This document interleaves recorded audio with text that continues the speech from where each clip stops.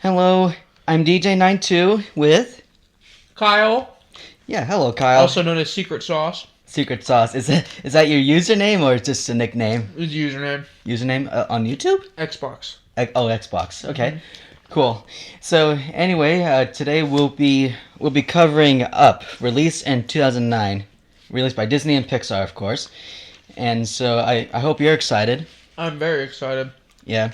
So without further ado, make sure you're synced up. I don't know if there's gonna be a warning screen or not, but without further ado, just make sure you're synced up, or just listen to us as we try our best with our trivia facts and as much as we can. Okay, and 3, 2, 1. Oh, hold on a second, folks. What's this? Oops. Oh, hold on, folks. That's just another menu. We're gonna try again. Just a second.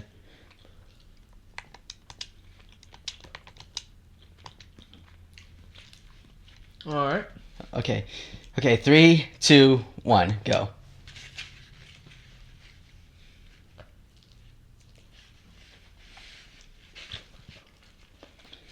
Okay, we're at the Disney DVD promo.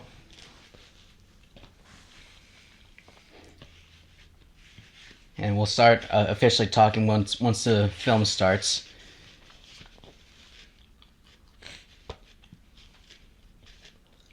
Okay, warning screen. This product, including its soundtrack, is authorized for private use only. All other the commentaries and reviews on this disc are for entertainment purposes only. The unauthorized reproduction or distribution of this copyrighted work is illegal. Criminal copyright infringement, including infringement... Like, it went too fast for me to read. They don't expect people to actually break those laws. Yeah. It's so funny, though. Oh, now we're in the actual feature. We're with the Disney logo. So, Kyle, when did you first see this movie? I believe I first saw this movie a couple years after it came out, maybe. Yeah. So I did not see this in theaters until like 2010 when the DVD came out. So, but I remember it was pretty good. And this old man living by himself, and he wants to achieve some things He and wants to achieve a goal. Set out to with his wife. Yes. And I like how it shows the. Hold on a second, folks. I would say that I like the flashbacks with the old like film and stuff of his. It's like he had apparently the main character Carl. He likes this franchise. I forgot what it is, but it's so cool. And here's the main character, his young self. Oh, actually, so you first saw this a couple of years after this movie came out? Yeah, I think I don't remember it very much because I was so young at the time. Yeah. That is months. He's actually going to be the villain of this movie later on. And we'll talk more about him when we actually see him later.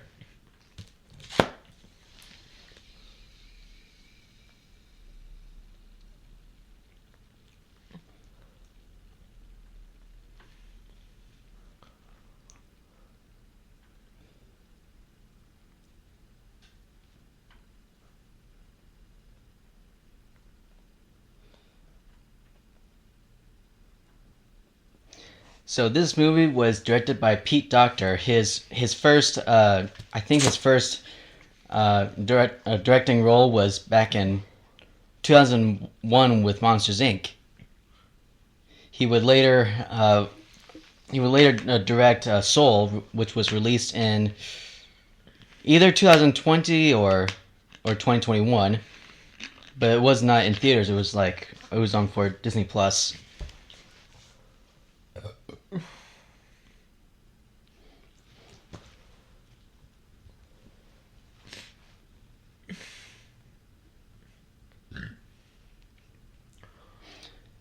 They do a good job at pointing out like there's a lot of similarities between our guy and the younger kid who eventually shows up. They're like pretty much the same growing up. Yeah. So we're about to meet his another character. Her name is Ellie, who will later become his wife.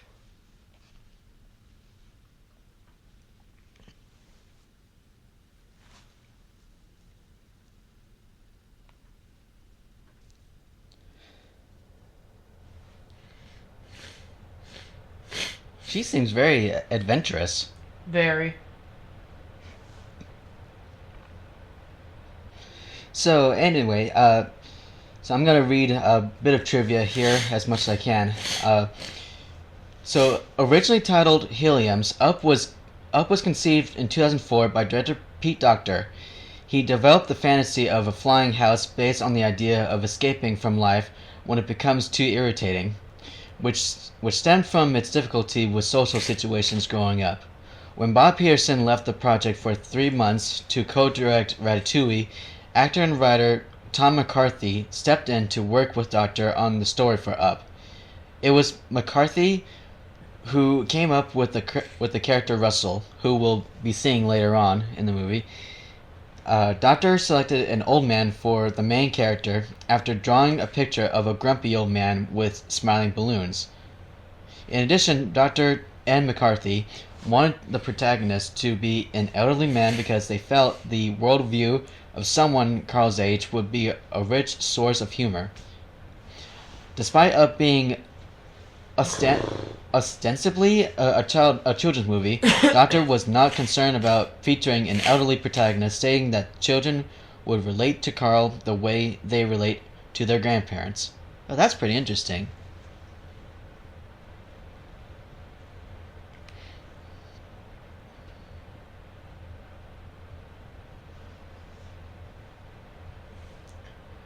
Breaking and entering. Don't do this. Oh yeah. Yeah, please don't do that, folks. It's okay because they love each other and this is a movie. Right.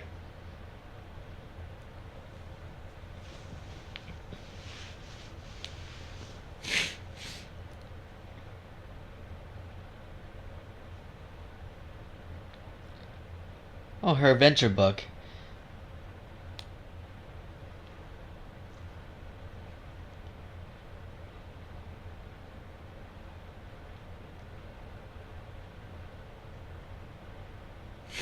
So her goal, it seems that her goal was wanting to go to South America, Venezuela, Visit Paradise Falls. Paradise Falls.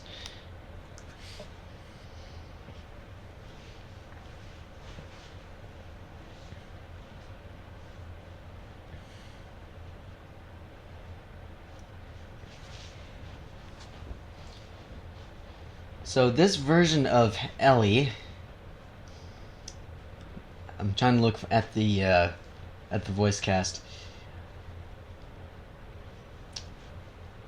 So she was Ellie, if I can find her. I can't find her. Okay, I can't find her.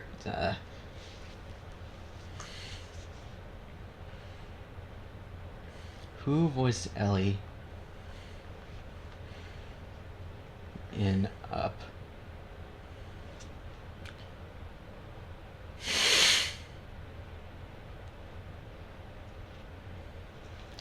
Oh, Ellie Docter voiced the young version of Ellie in Pixar's Up.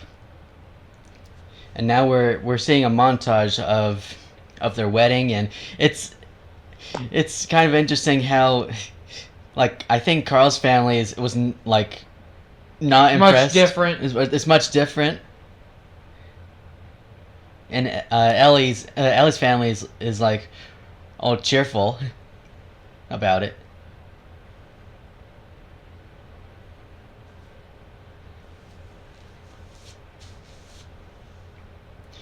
That spot, or excuse me, that tree, like right there, kind of reminds me of the Ant Island tree from A Bug's Life. Mm. And also the spot in general kind of reminded me of the Enchanted Place location in the 100 Acre Wood, Winnie the Pooh area.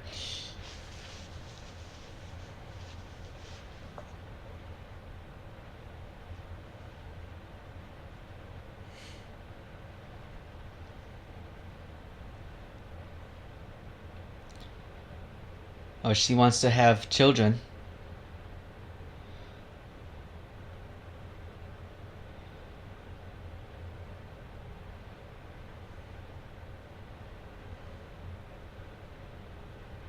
Aw, she can't have kids.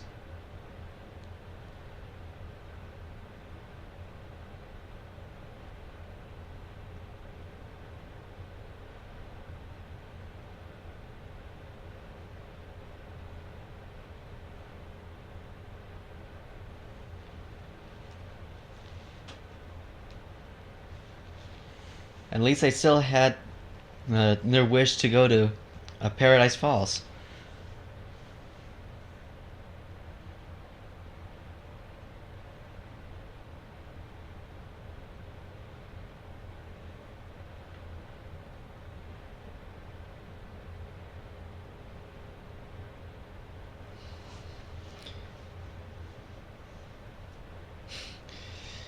Unexpected life events.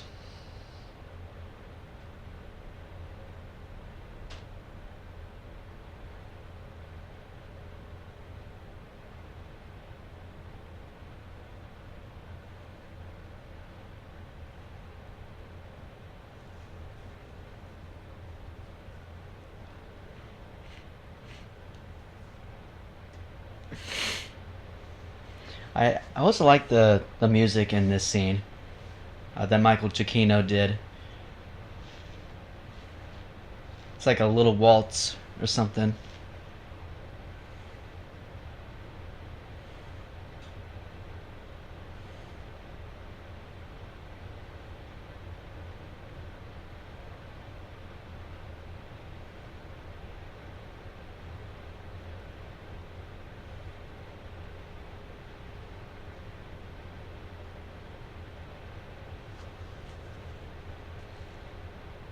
Aw.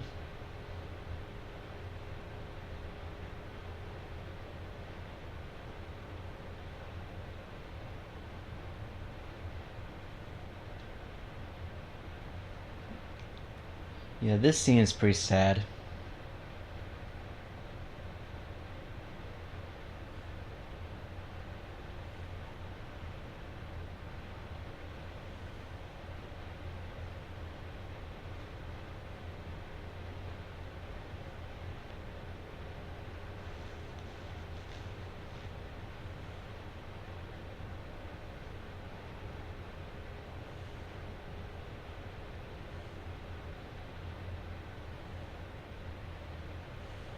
That was a touching transition right there.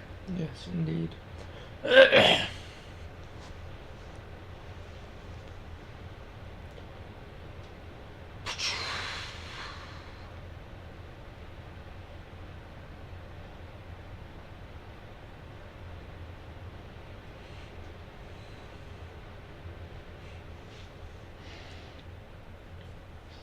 So now we're getting close to the official the official voice acting for the voice of Carl. Carl Fredricksen. That's his full name. He is voiced by Ed Asner. I haven't seen any of his movies, but I think he did a great job playing him. Sadly, he passed away on August 29th, 2021.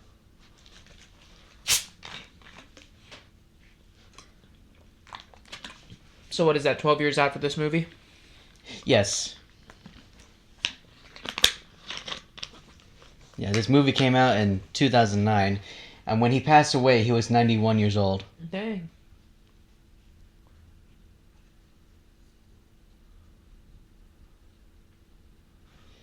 Yeah, it feels kind of strange not to have Ellie there. Well, not. I mean, well, she passed, of course, but it feels very different without her. Oh, yes, indeed.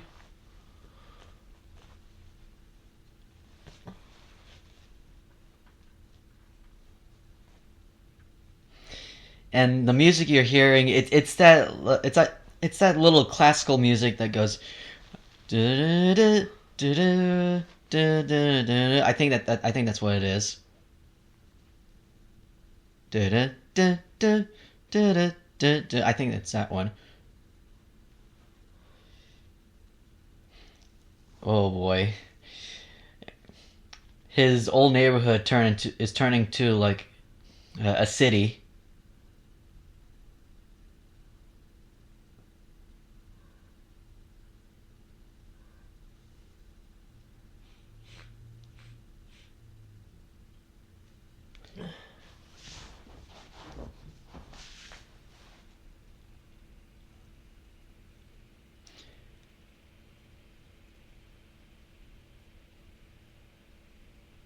Oh, yeah, he does not want to go to that retirement village. I understand.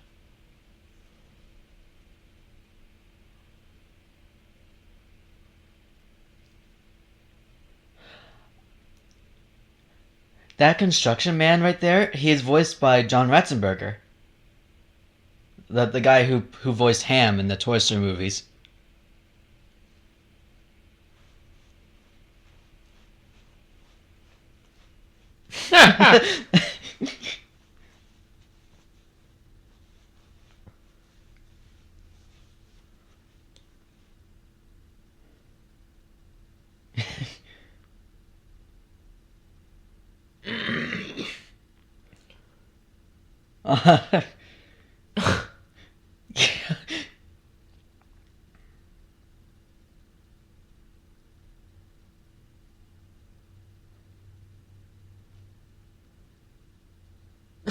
Went Yeah, on dead. yeah, he I does think that not. is a maybe. He said maybe.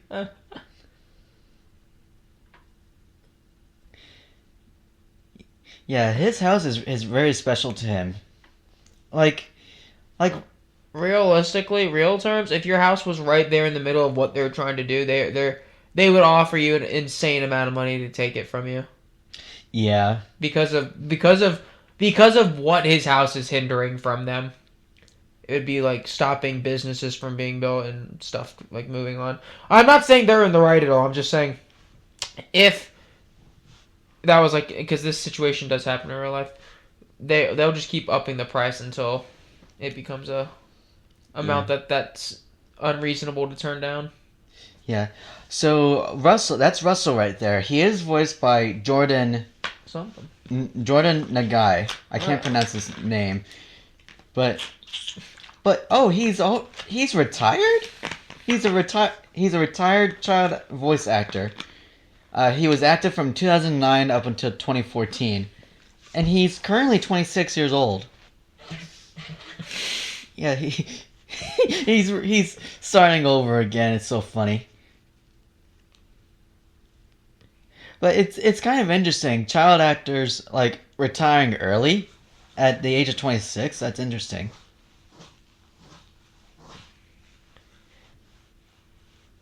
And that's actually his only.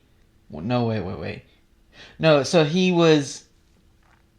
Yeah, so he was Russell in Up, and then he voiced him again in Doug's Special Mission, and then he was also on Schoolhouse Rock, and then he voiced he he he voiced a character in The Simpsons, and his last role was obviously Russell again, Doug Days in 2021. Well, through archive recordings anyway.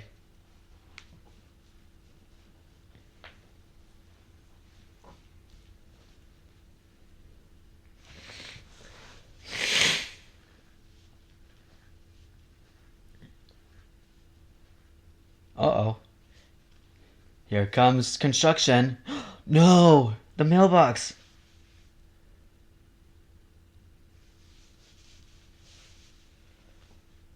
Uh-oh, this is bad. Ooh. Now, I don't think this is the first time Pixar had a scene with blood in it. like back in Finding Nemo, you can see like Dory's nose bleeding after after dealing with the goggles.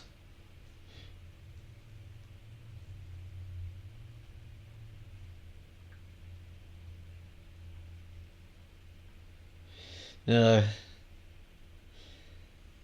in trouble with the court.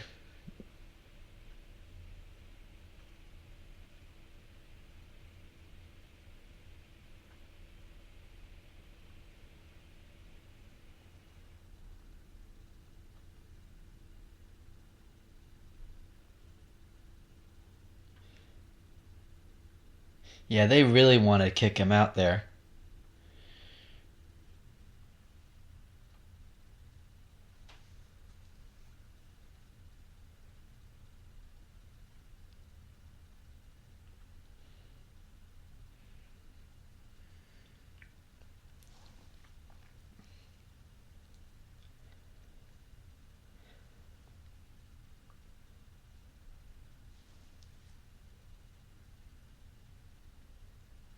He has a new idea.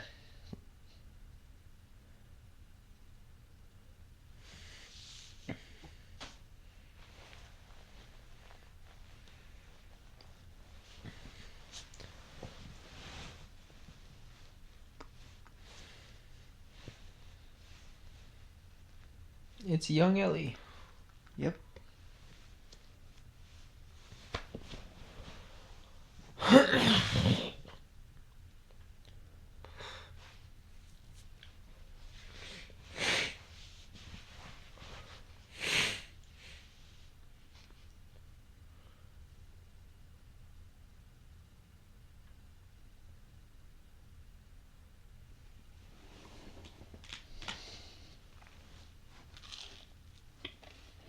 I think that means cross my heart. Yes, it does.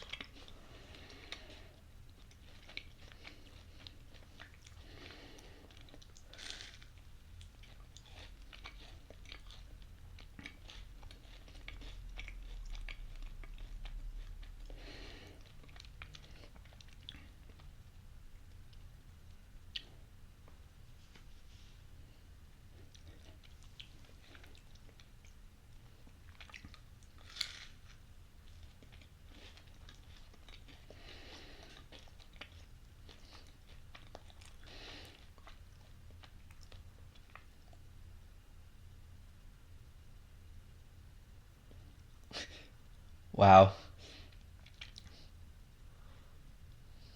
It's like they don't really care about him or something.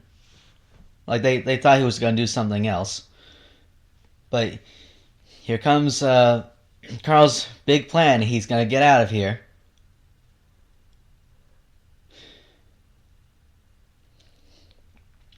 There's actually a short film based on this, although it's kind of like in storyboards. It's where like after like sometime, I, I think there was like a scene where like other elderly characters like did a similar thing, but in different ways, like trying to get rid of the those retirement people guys.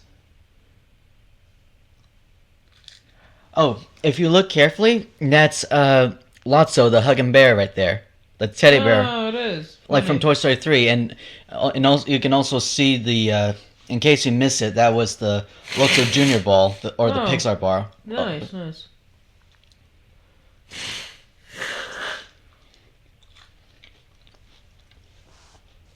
It's kind of cool how Pixar movies can show Easter eggs like before and after, like both past and future Pixar movies after this.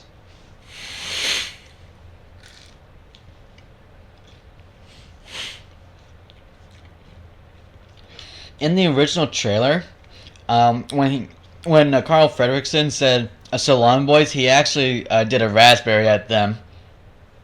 But In what?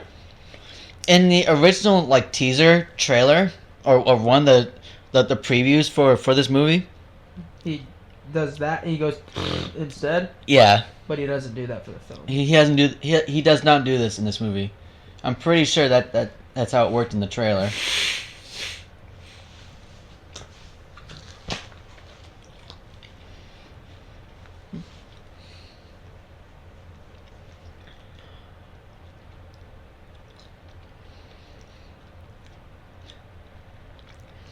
Sometimes I wish we would have flying houses.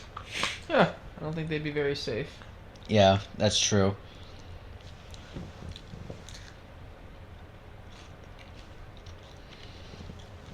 Yeah, but besides, if you go too high with those balloons, they're gonna pop or lose air in them. That's how that works. In real life, you would need. I think someone calculated how many balloons you would actually need, and it is far more than he has on his house. Yeah, and they're connected via the fireplace, Yep. which I don't think. I don't know. There's not enough room in the fireplace for that many strings. Yeah, and also, real balloon strings are not that strong. No. They'd have to be like, I don't know, dozens and dozens and dozens of like high grade steel or whatever, something made of like extremely durable. And you would need millions of balloons. Yeah.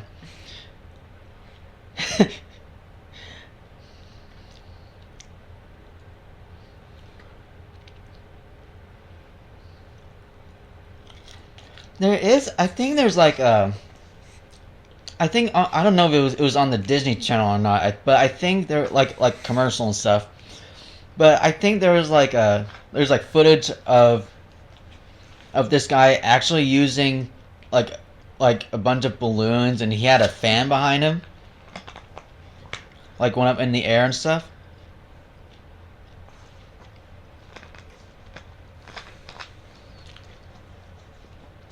Now, even if you do try to, well, even if you do try to, you accidentally bump this over.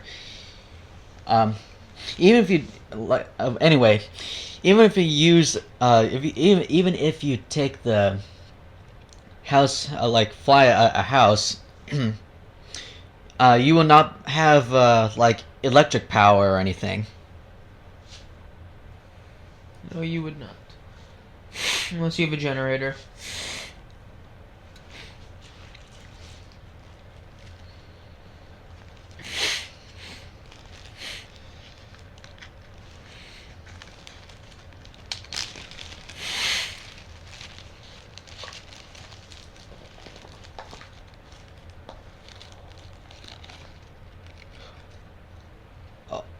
Okay, how did...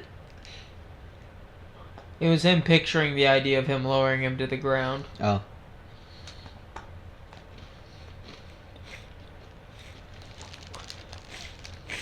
Uh-oh, storm coming.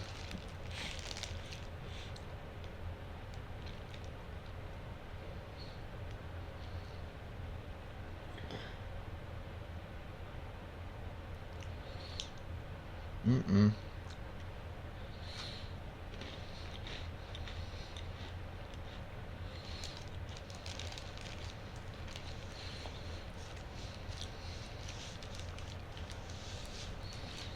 This kind of reminds me of James and the Giant Peach, where, like, near the end of the movie, where the Peach gets, we're about to enter New York, and the rhino like spots the characters, and the Peach get caught in the storm. The rhino storm, that is. Oh boy.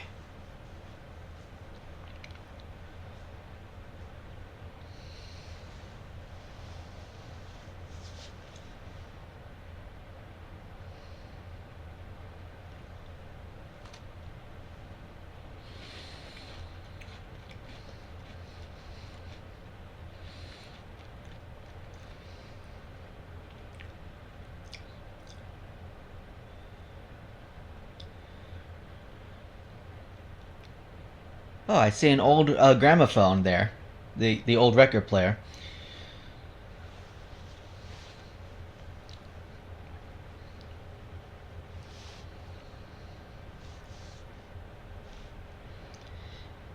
It also kind of reminds me of The Wizard of Oz. Like after they get caught in the storm, everything's all calm.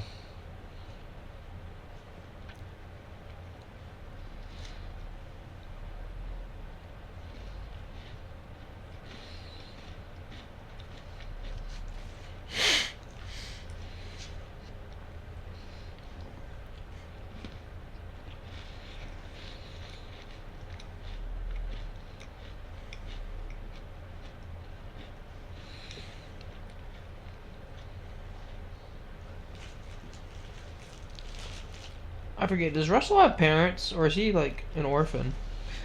Um, that's a good question. I don't know. Let me see.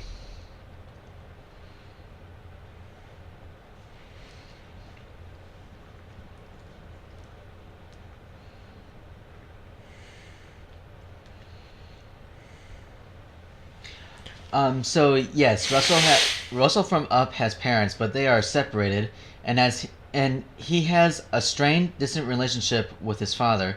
He lives with his mother, and his father is largely absent, often unavailable due to a new girlfriend named Phyllis. I don't know who that. Oh, I cool. I, I don't know if that's if well I'm looking through Google, but No, that sounds right. I just don't think they ever mention a name Phyllis. yeah.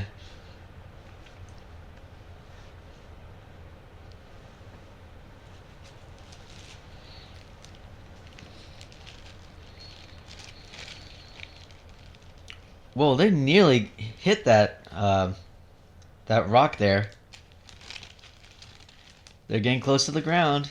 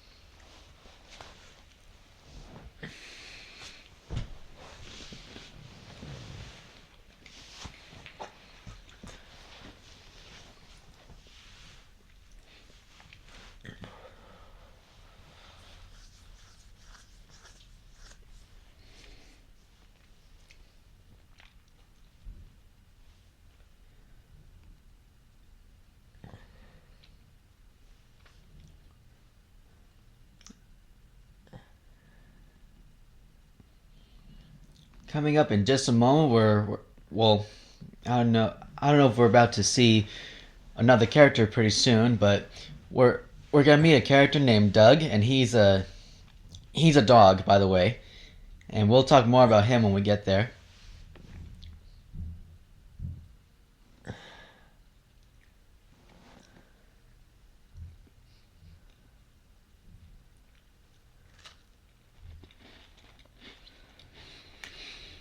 That's the same mountain that Paradise Falls that Ellie was talking about.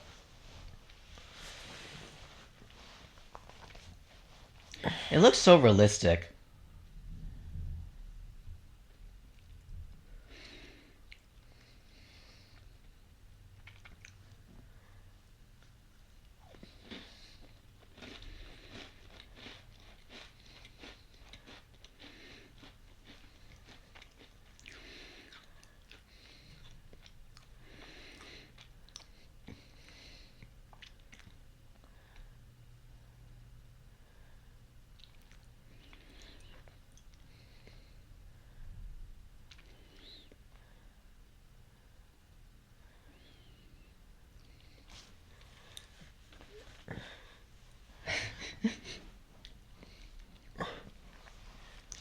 Nope, he's not. Apparently, it's hard to climb up via the watering Well, hose. that's using solely your arm muscles for the most part. That would be pretty tough. Yeah.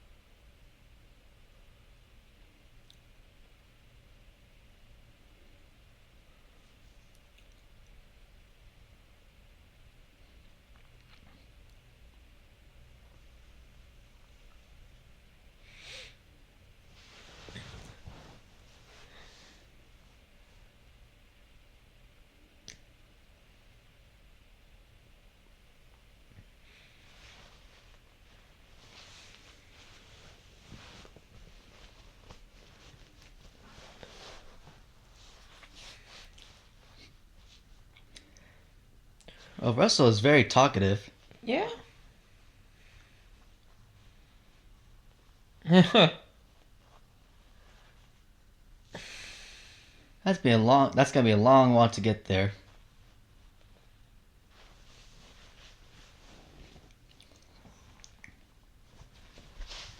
Oh, that is Kevin. I think that's his name, Kevin. That bird. Ah, Kevin the Bird. Yeah.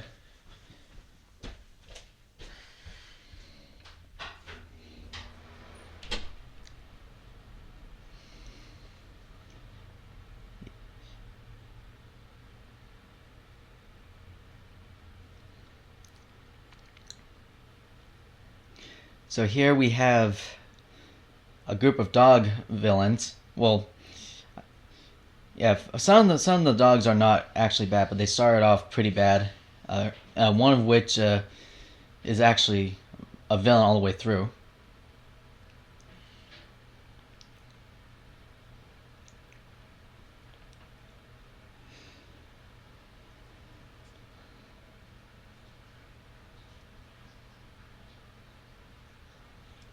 I'm tired and my knee hurts.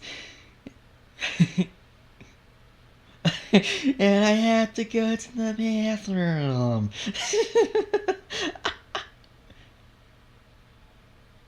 I didn't have to go there.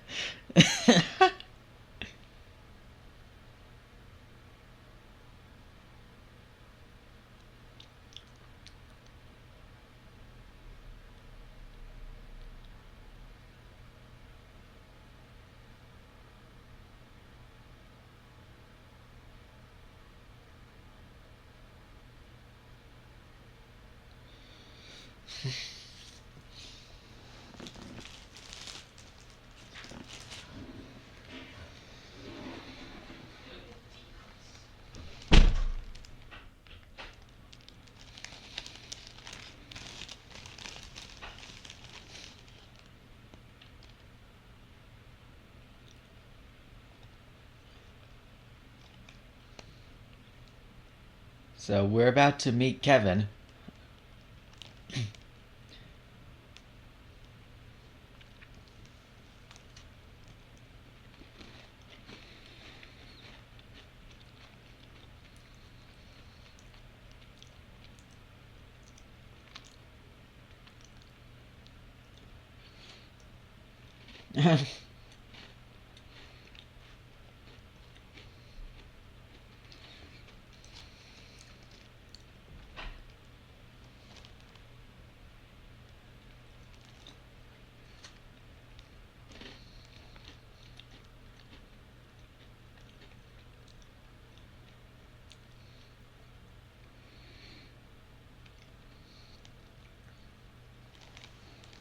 So Kevin,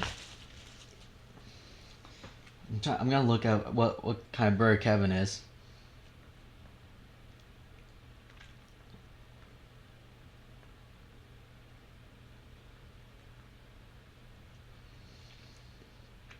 So Kevin, Kevin is a female. Okay. Uh, she is a prehistoric-looking tropical bird species referred to as a snipe.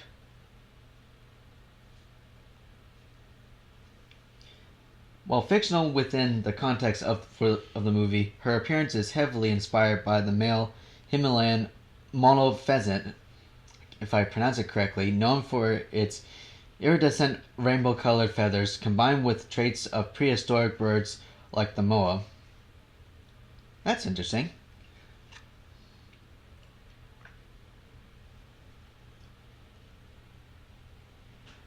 Now, as far as Kevin's name goes, despite the traditionally masculine name given to her by Russell, Kevin is a female who is mother to 3 chicks.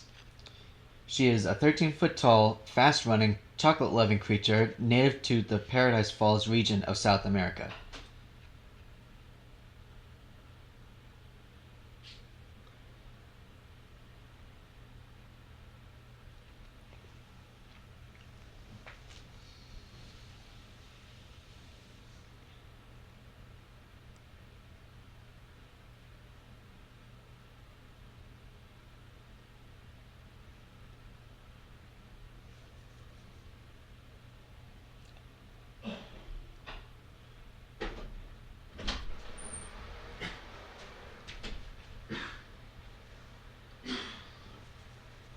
Uh, Sorry about the silence, folks. I'm waiting for Kyle to come back.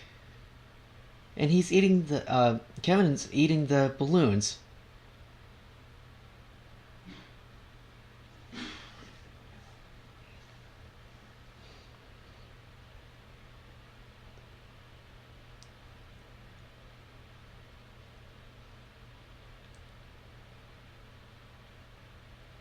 I told you no. N-O.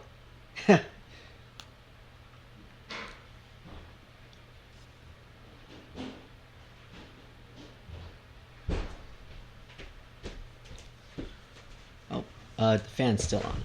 Yeah, my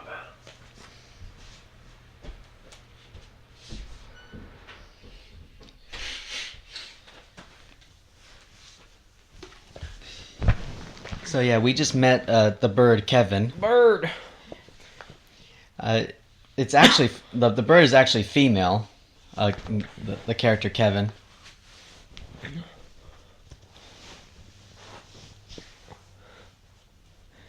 Can you smell us? They thought it's an actual human right there.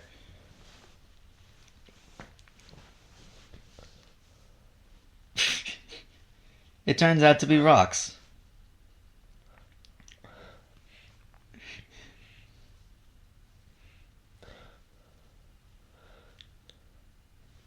Oh, that's Doug right there. He is voiced by Bob Peterson. Is he? Yeah, he's an employee at Pixar. He's the head of story at Pixar, Nice. or he used to be anyway. He also voiced Mr. Ray in the Finding Nemo movies. Oh, thank you. Oh, just one more. Thank you. Here, get one of each color. There you go. No, wait, no. Orange. Thank you. It's so funny how he said squirrel. Apparently dogs hate squirrels. In this movie, anyway.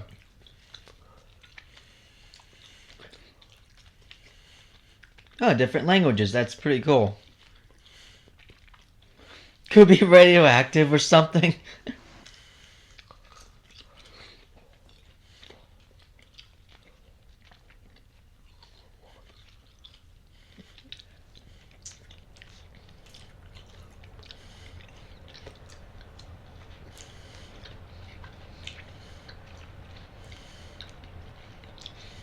Oh, by the way, so Doug actually appeared in Ratatouille, like briefly, like in a shadow. Ratatouille, which came out 2 years before this movie. There was a scene where Remy goes through like different the apartment complex or whatever, and one of the units had the shadow of Doug, which was very brief.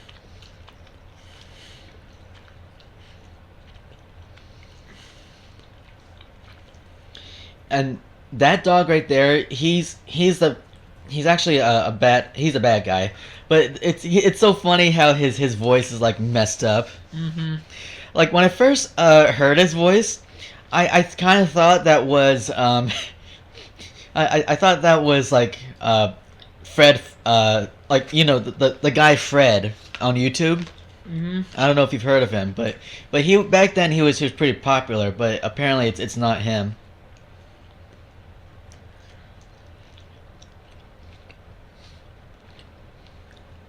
Because he sounds very similar.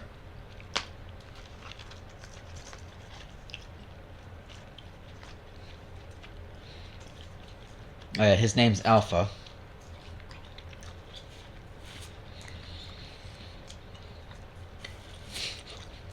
He sounds so funny when he laughs.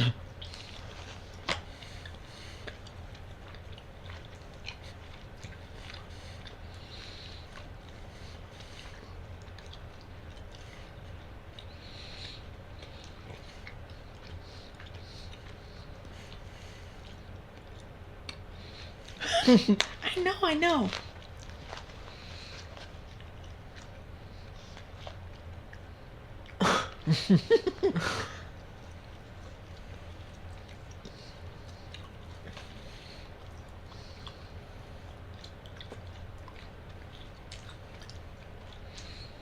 A small mailman?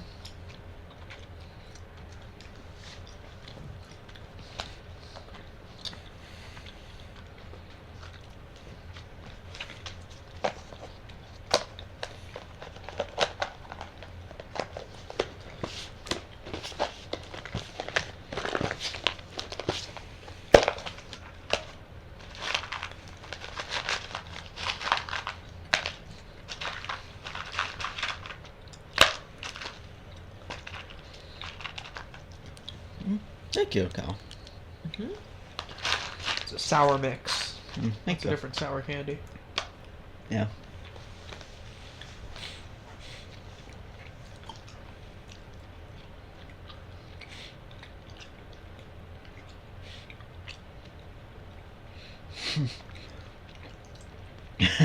He's trying to get rid of them.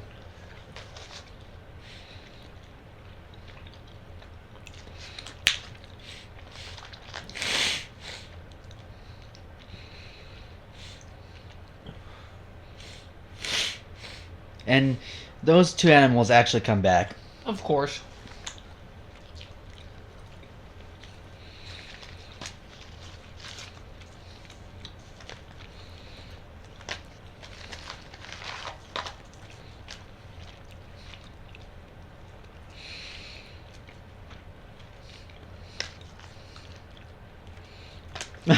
There's Doug. Hi, Master. Afternoon. Oh, and there's Kevin. We found you.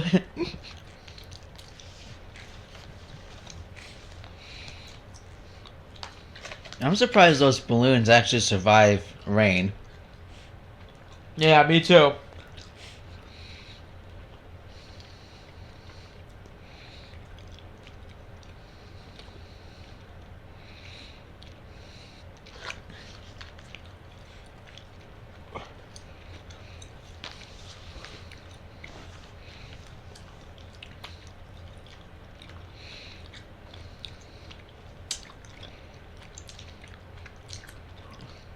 Nope.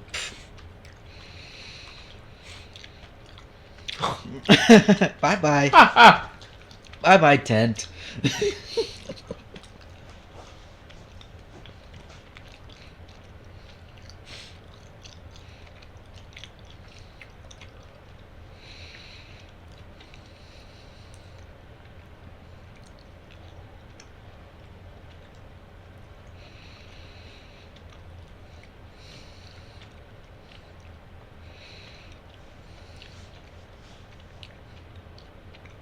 Apparently has never been to camp outside.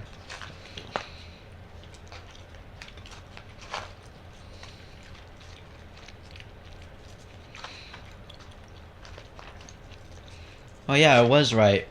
The Google was right. Oh yeah, he does mention Phyllis.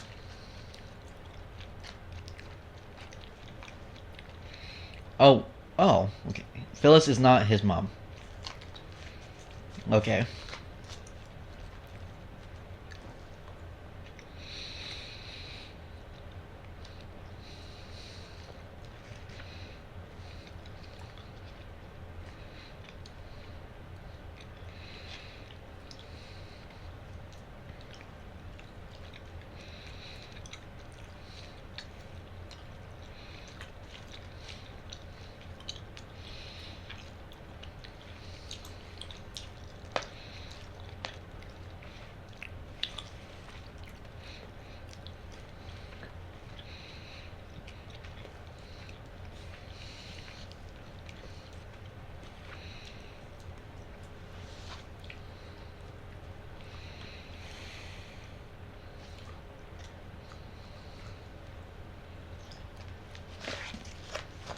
Aw.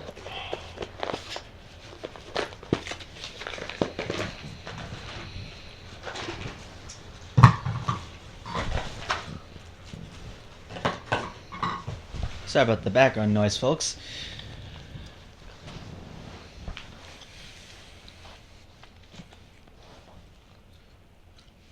So yeah, I guess that's how birds sleep, like by standing. Well, that particular bird.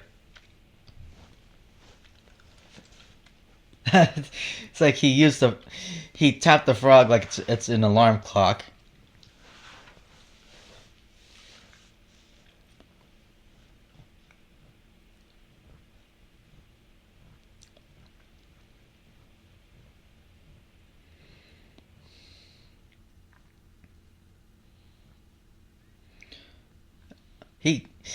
Yeah, Russell does notice that Kevin's missing.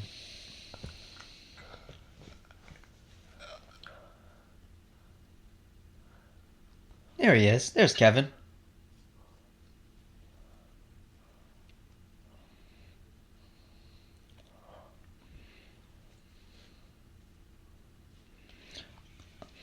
Oh, she hears her chicks crying. Her babies. Kevin's a girl.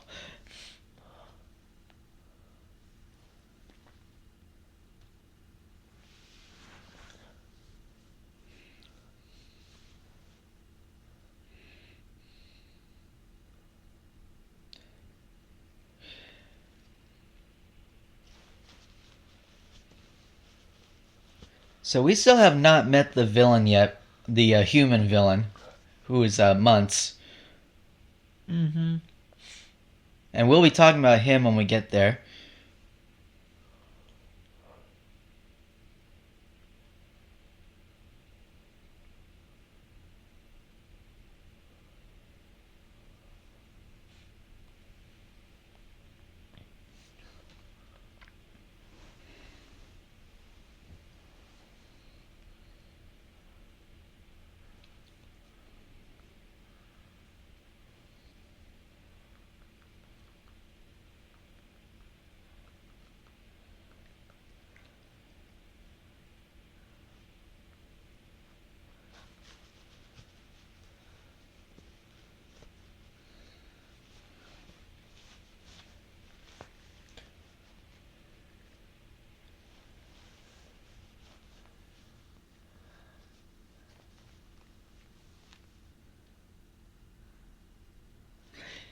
Yeah, Alpha thought that Russell is a mailman, but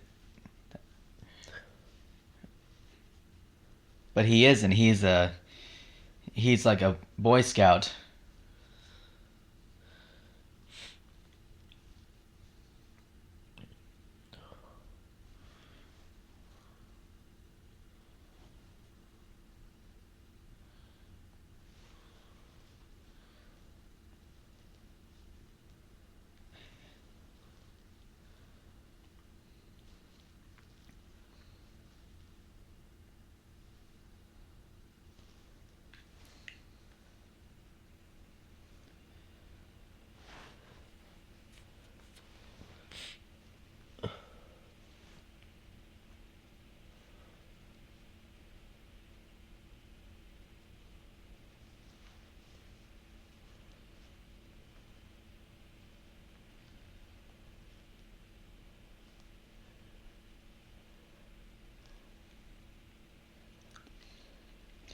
So for those of you who are wondering why they're by the way, there's the villain himself. That's Muntz.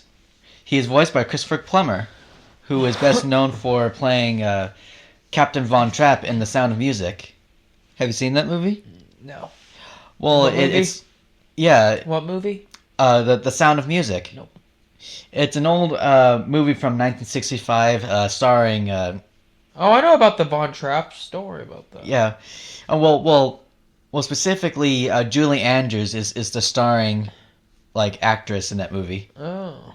And Julie Andrews, she played Mary Poppins in the movie the same name for Disney, which was released a year before The Sound of Music.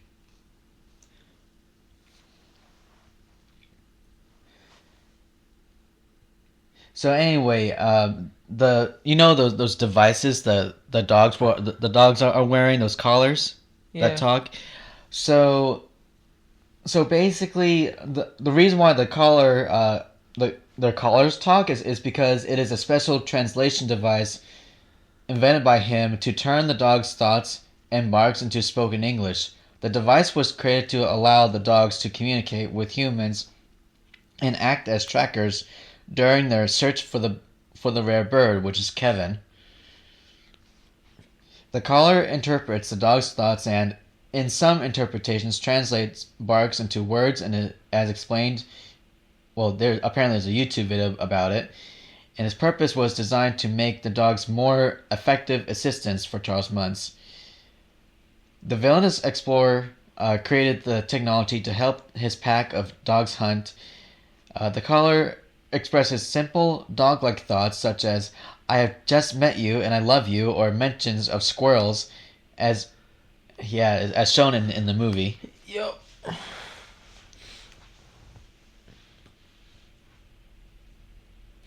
It's kind of interesting that all the other dogs look realistic, although Doug is more like cartoonish. I think that's intentional.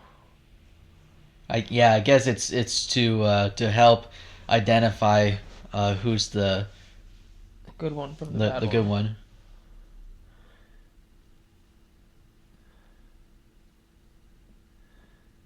I remember back in Toy Story, they had like in the early Pixar movies, the animals like in Toy Story, the first Toy Story, they had Scud, and he looked he looked so realistic.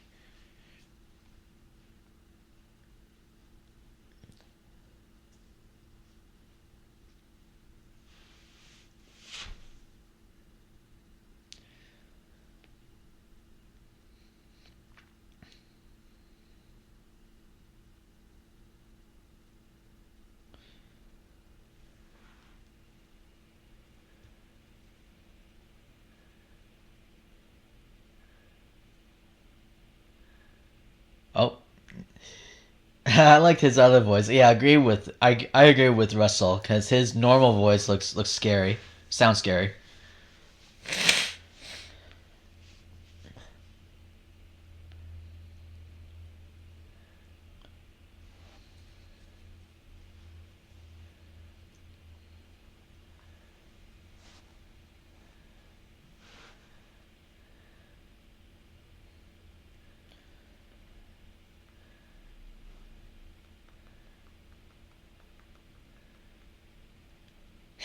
Oh, those dogs love human food. Of course they do.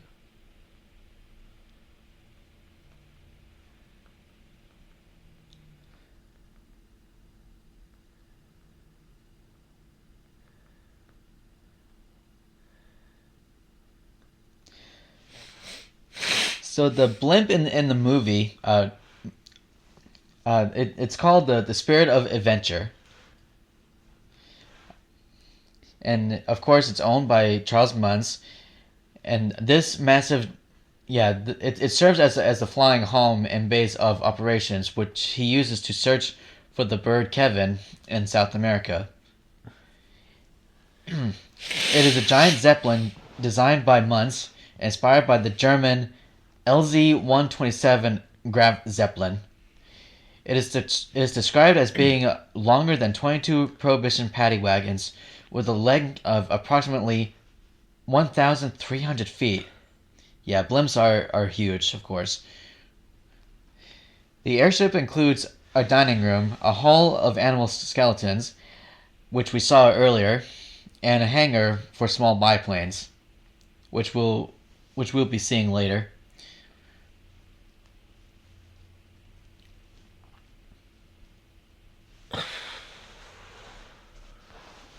It took all of his food.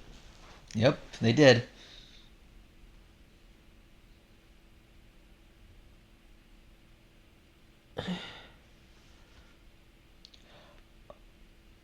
Oh yeah. Oh no, don't talk about Kevin, or else he's gonna know where it's at.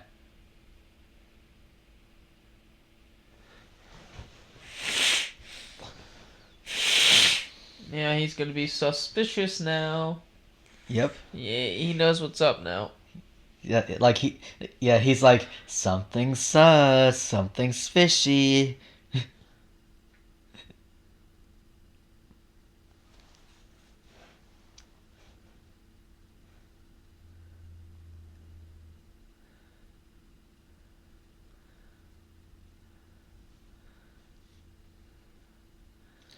So yeah, Christopher Plummer, like I mentioned, he voiced a Muntz. Let's see, let's see. Uh,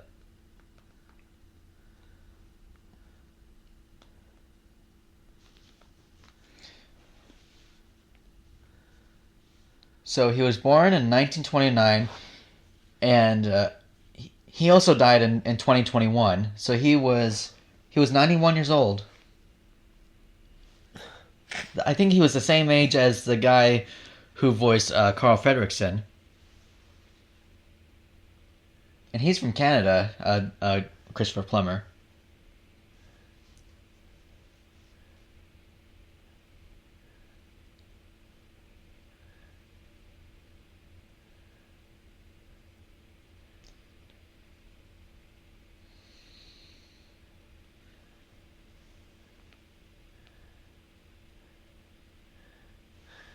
Uh-oh. The dogs are after them. I don't understand why he wants them now. The bird's there. Why doesn't he stick the dogs on the bird?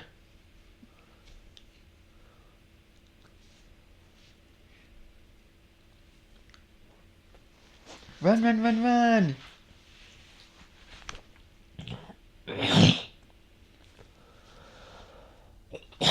You okay, man? Mm-hmm.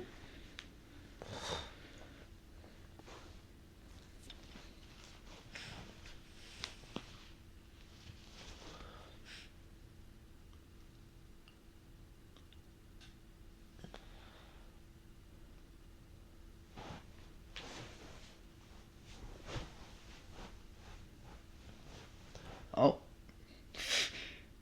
Oh, he's losing his balloons. He is.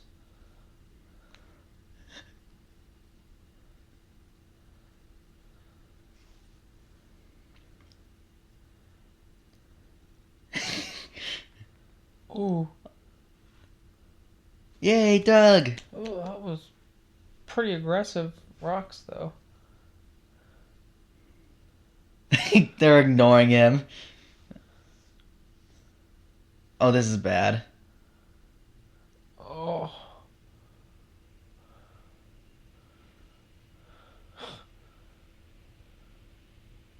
Ow. Ouch. Ow. Ah!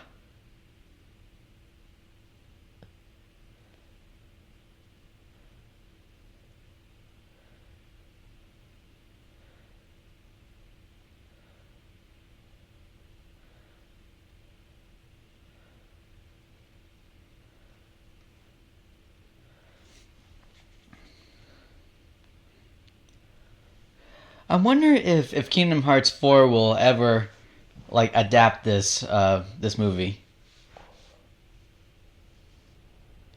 Has it adapted a lot of others?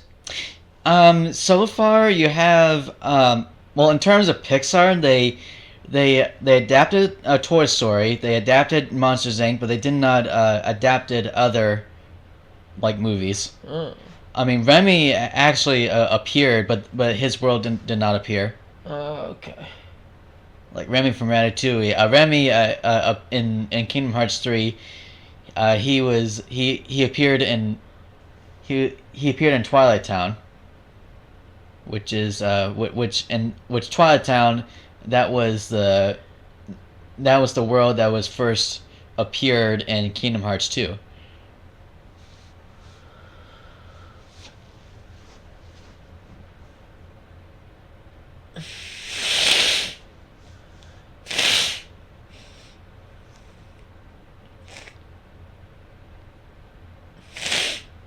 Poor Kevin. Poor Kevin.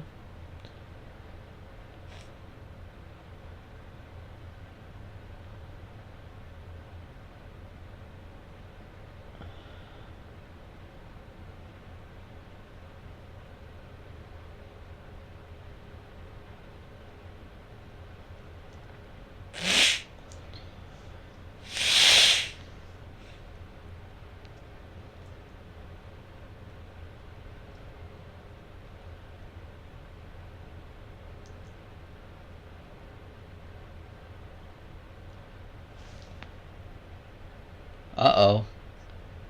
They're tracking him.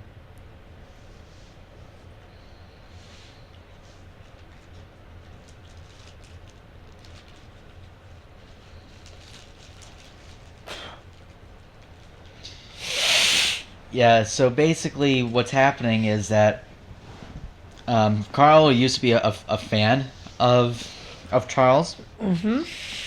but but Charles betrayed. Charles betrayed him.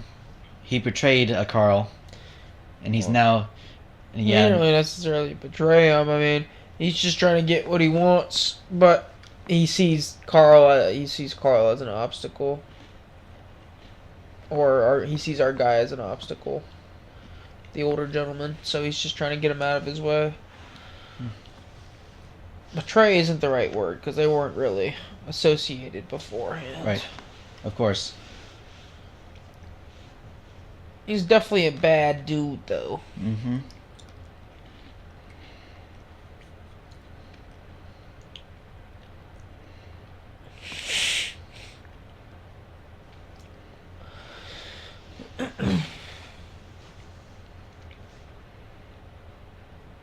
Mr. Frederickson.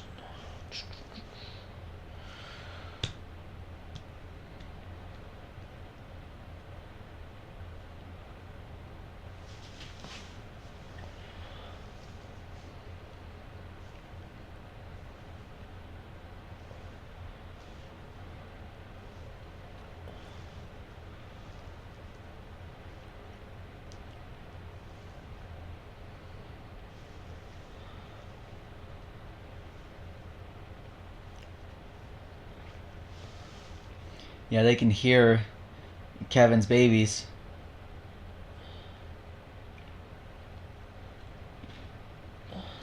Uh-oh.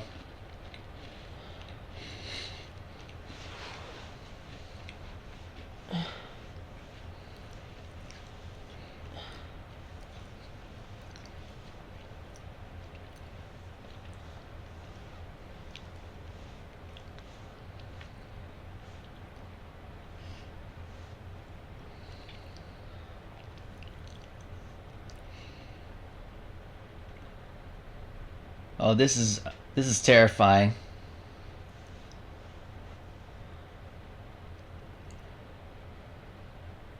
Oh, save the house. Yeah, that's what happens if you have balloons too close to fire, they'll pop.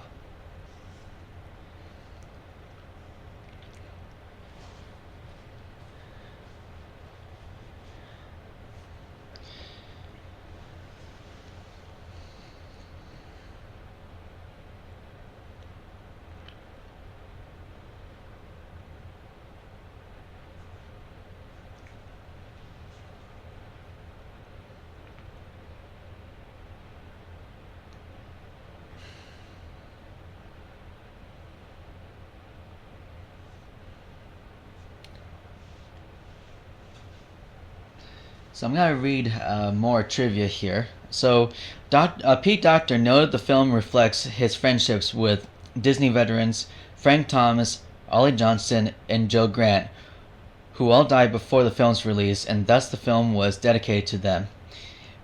Grant gave the script his approval as well as some advice before his death in 2005.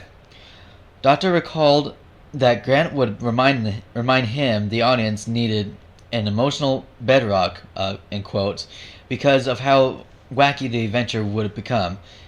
This bedrock would become Carl's mourning for his wife. Docter felt Grant's personality influenced Carl's deceased wife Ellie more than the grouchy main character. Carl was primarily based on Spencer Tracy, Walter Matthau, I can't pronounce that, and James Whitmore, as well as the grandparents of Docter and his team, because there was something sweet about those grumpy old guys.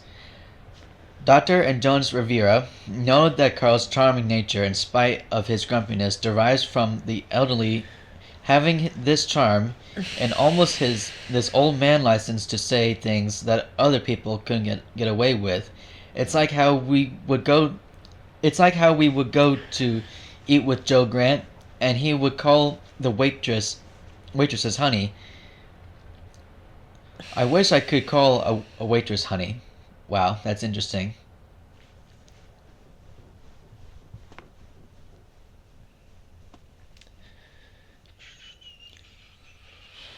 Here's another one. Doug was created by Docter and Peterson for a different project that never materialized.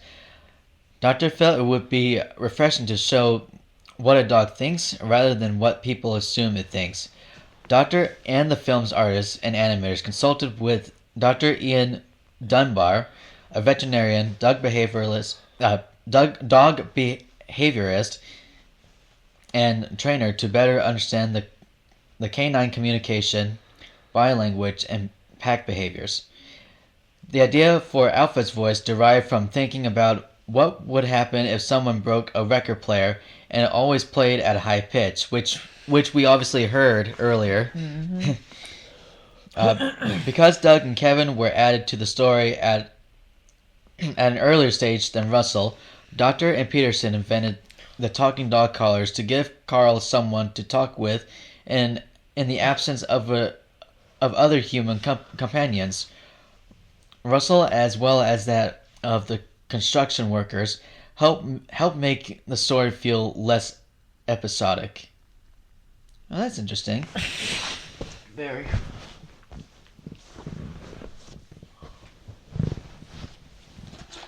Do you want pieces of candy?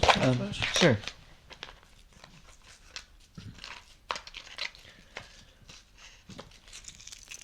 Thank you.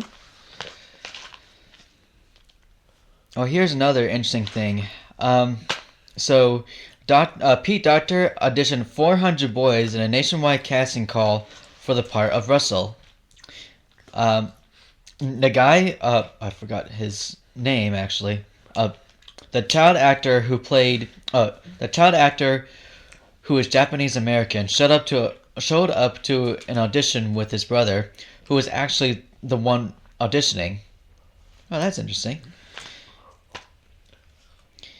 Pete Docter realized the guy behaved and spoke nonstop like Russell and chose him for the part. That's cool.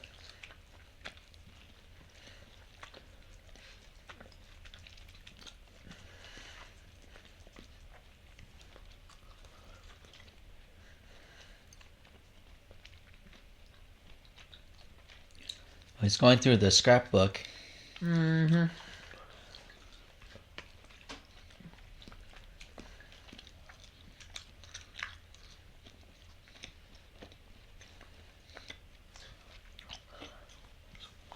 He's seeing all the important stuff. Yep.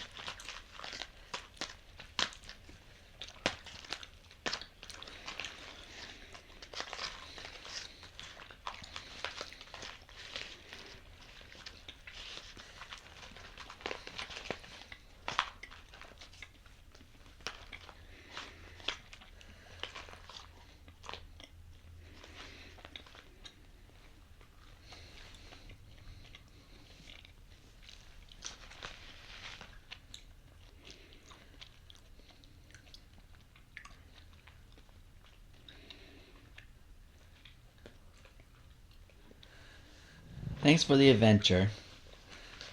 That's Ellie's note.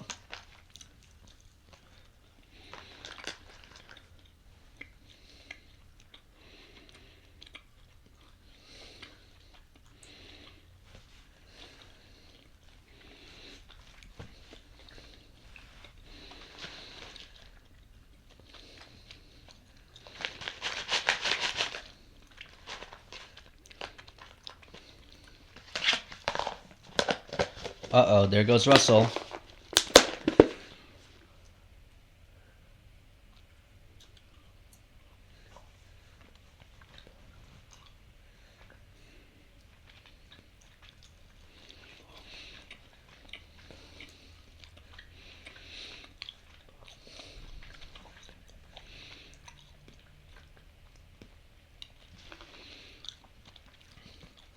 Oh, he feels that the house is lifting up a little bit, so he's gonna get rid of all the heavy stuff from the house so it can fly.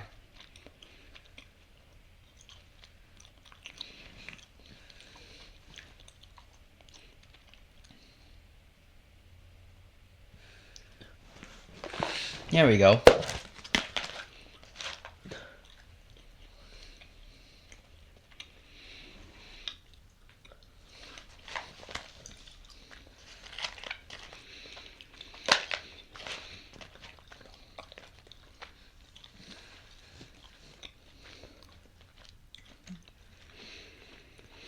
So Carl's relationship with Russell reflects how he's not really ready for the whirlwind that a kid is, as few of us are.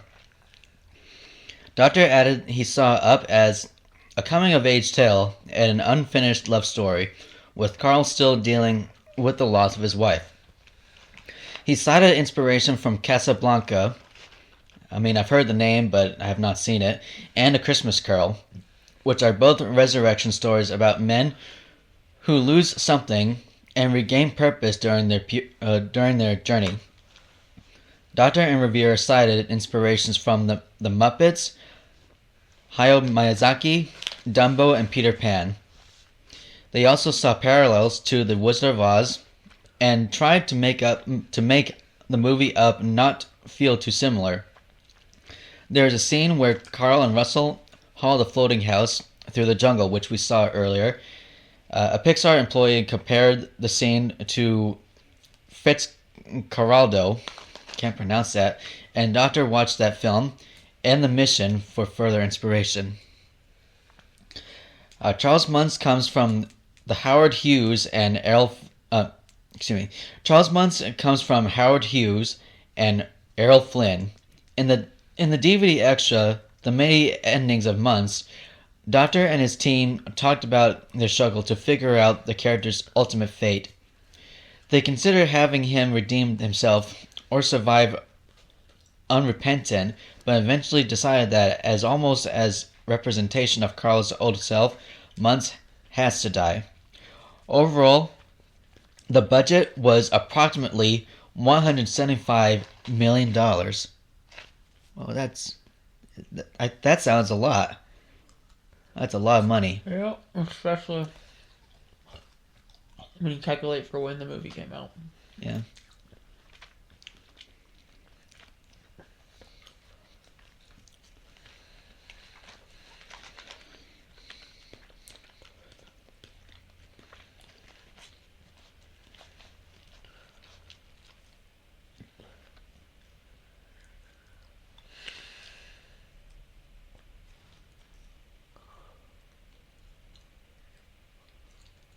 Oh, so in 2004,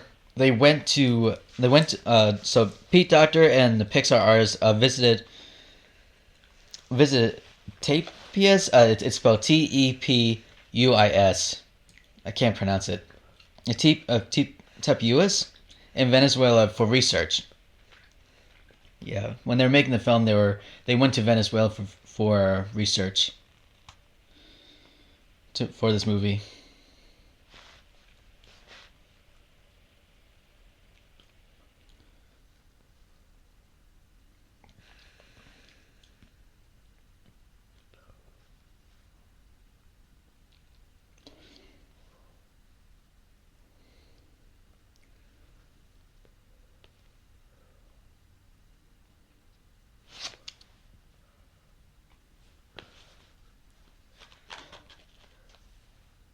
He loves the tennis balls. So anyway, while the studio usually design their characters to be caricatured, Carl was even more so, being only at least 3 heads high. He was not given elderly features such as liver spots or hair in his ears to keep him appealing, yet giving him wrinkles, pockmarks on his nose, and a hearing aid, and a cane to make him appear elderly. Pete Docter wanted to push a stylized feel, particularly the way Carl's head is proportioned.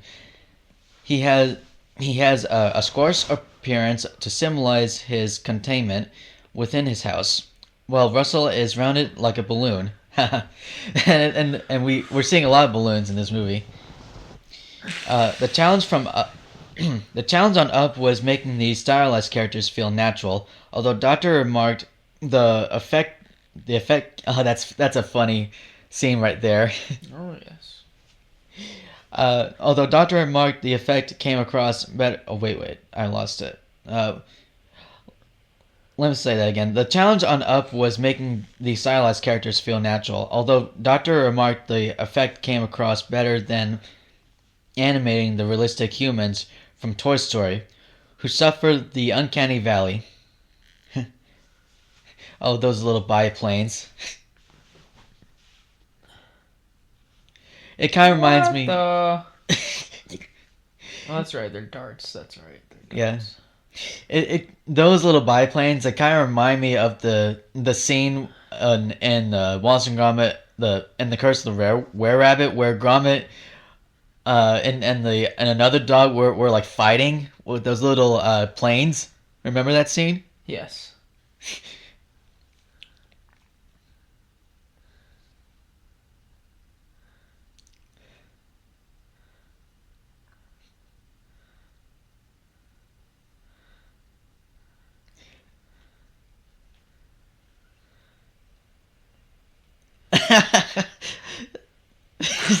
Two elderly men Two trying old to, people fight. yeah. Now it would be hard for Sora to fight off Muntz. I mean, you have a young guy beating up an elderly guy, and if that ever happens, But this is just two elderly guys going at it. yeah. What I don't understand is Muntz should be a bit older than Fredrickson, because Fredrickson saw Muntz as like a young man, like an 18, maybe 20-year-old, when he was only 10. So realistically, Muntz should be like 8 to 10 years older than our guy. Yeah. I think he's still older than Carl. I think he is too.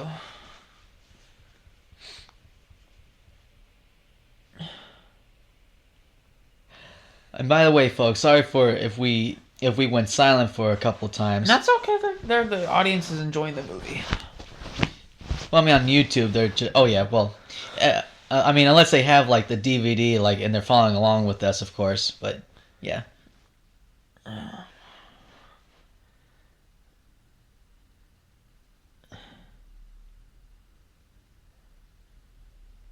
Uh...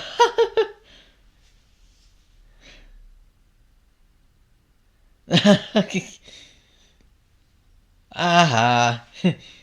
He deserved that.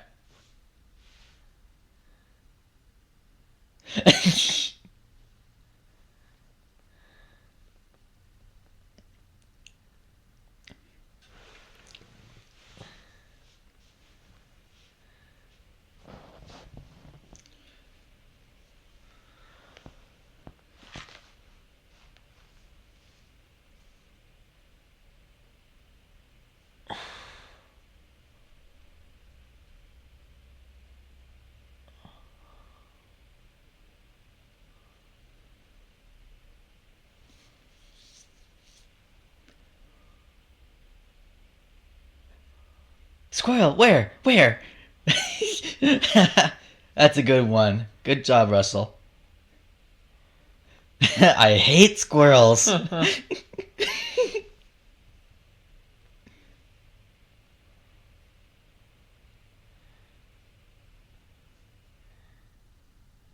Makes me wonder. I don't know if dogs in real life actually like squirrels. I mean, they'll probably chase them, but yeah.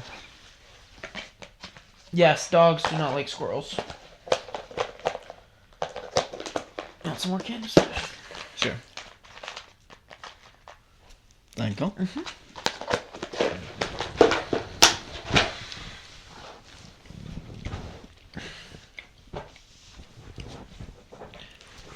Uh-oh, there goes a lot of balloons all at once.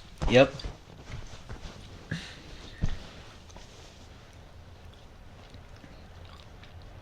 Oh no, no, no.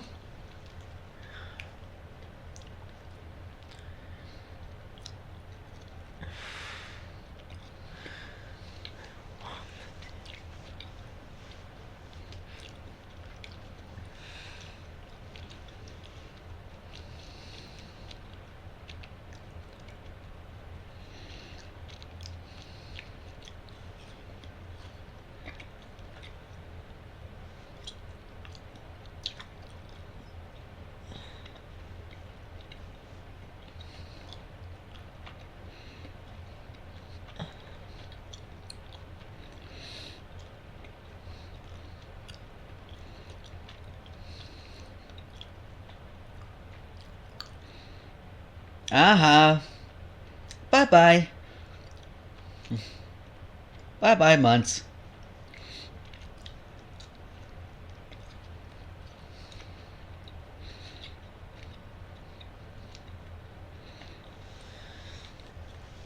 How is he lifting them up?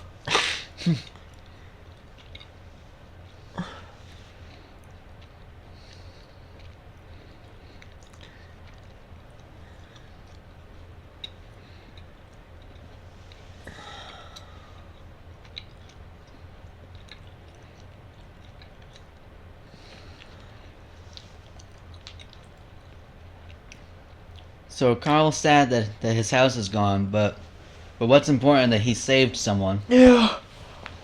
He saved Russell and Kevin and Doug.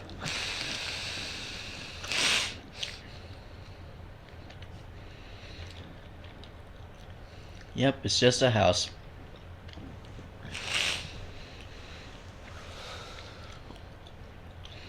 Oh, there's the baby chicks.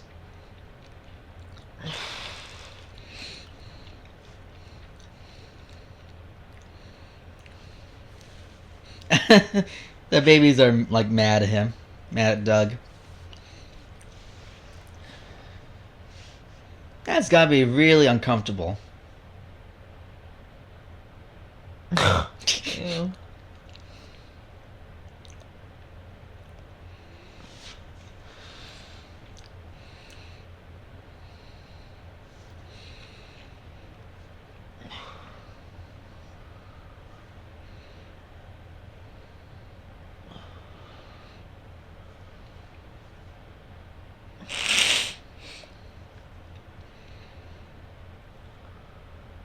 Now Fredrickson owns the blimp.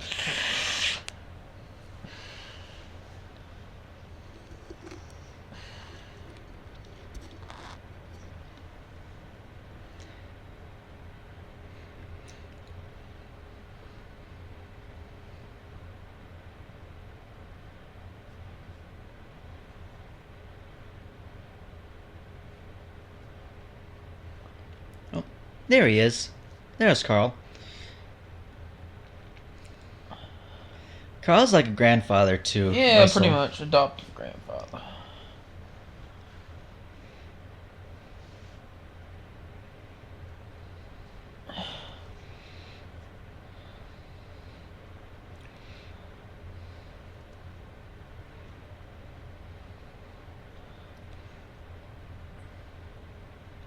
The Ellie badge.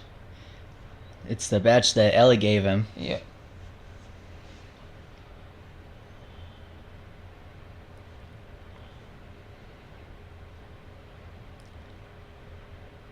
That's Russell's mom right there. Or, I think that's his mom.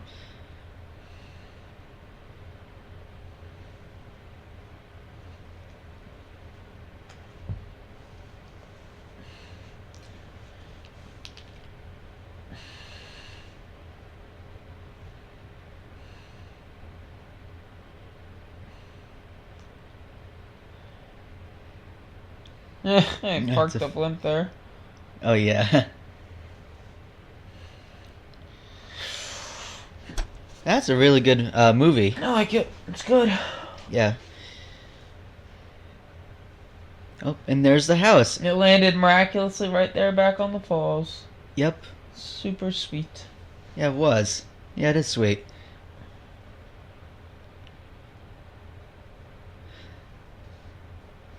So now we're at the end credits, and now it says my new adventure book. He taped it there.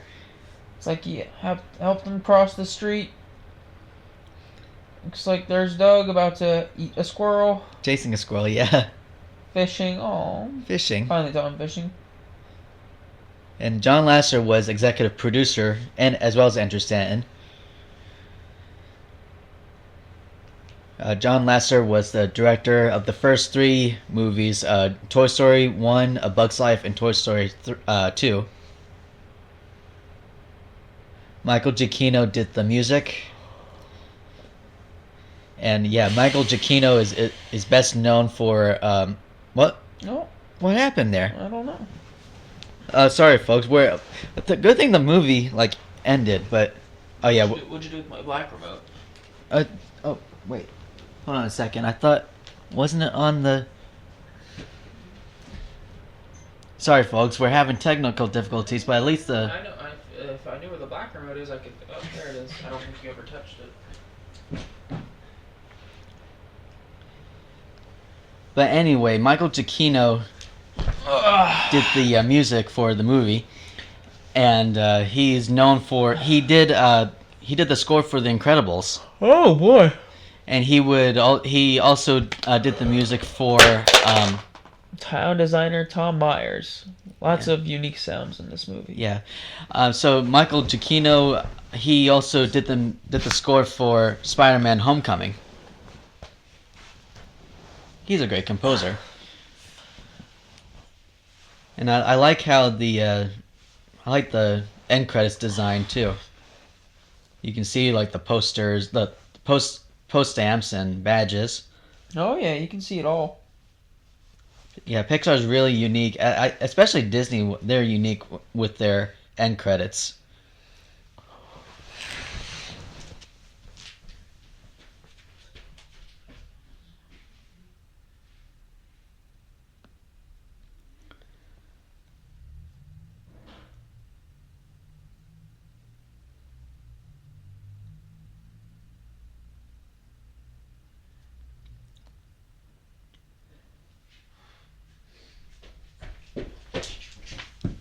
What's going on, Kyle? Nothing. I was just checking my phone. Ah, My mom texted me. Carl won. It says Carl won. Yeah.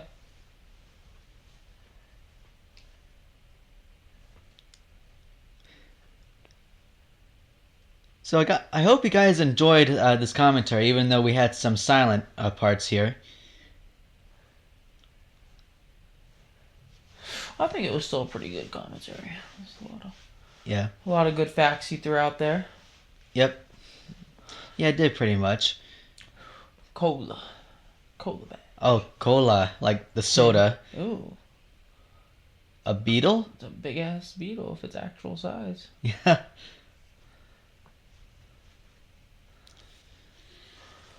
Couple little flowers. Some more flowers. Yep.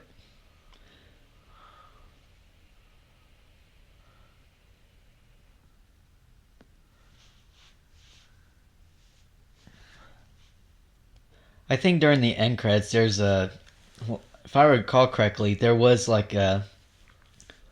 point in the end credits where it's playing like classical, like old style music. Super lucky.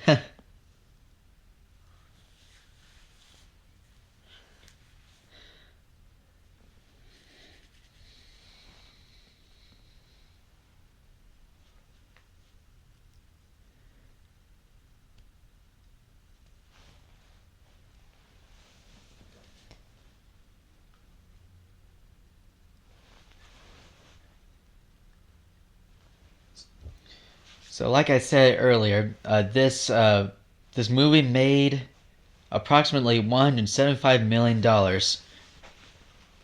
I guess that's pretty good. I think that's like 2009 money. I'm pretty sure. Today's money, that would probably be a lot more. Yeah. Oh, Skywalker Sound, which is part of Lucasfilm. And the Skywalker Sound, it's named after the character Skywalker in the Star Wars franchise. Yeah, this is the old sounding song that's playing right now. What is that badge? The nuke badge? Looks like a volcano or something. Looks like a nuclear blast. Oh yeah, it does. Another soda badge. Soda.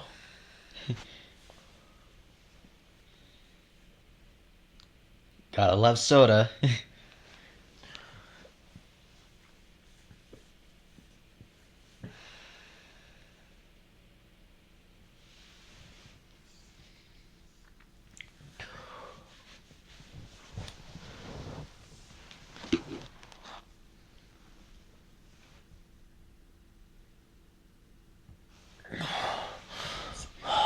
Like each Pixar film, in the credits it would say something like production babies, which means that that during the right there, it shows that the names of the children they were born during the making of each film. Oh.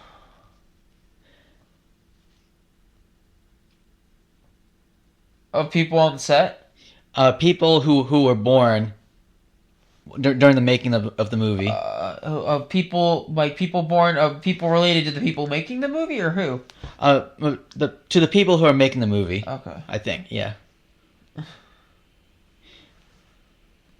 So I hope you guys loved it. Woo! That was fun.